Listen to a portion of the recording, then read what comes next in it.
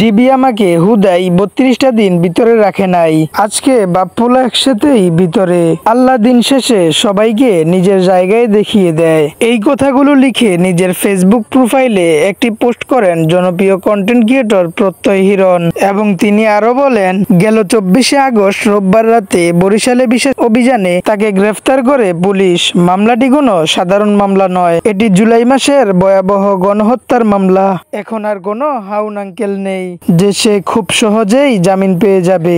জনপ্রিয় content creator তৌহিদ আফ্রিদির গ্রেফতারকে কেন্দ্র করেই যেন হাসি ঠাট্টা করেই যেন এগুলো বলছেন আরেক কন্টেন্ট ক্রিয়েটর প্রত্যয় হিরণ। এবং তিনি এখানেই থেমে থাকেননি, তিনি আরো বলেন, আল্লাহ সবাইকে তার নিজ জায়গা দেখিয়ে দেন।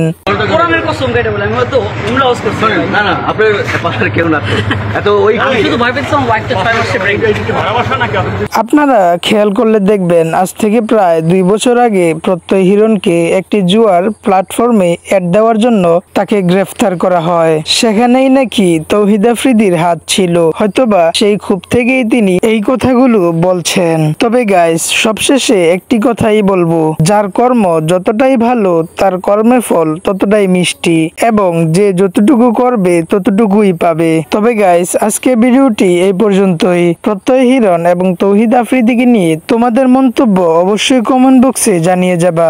ভিডিওটি ভালো লাগলে লাইক এবং সাবস্ক্রাইব করে দিবেন। আল্লাহ হাফেজ।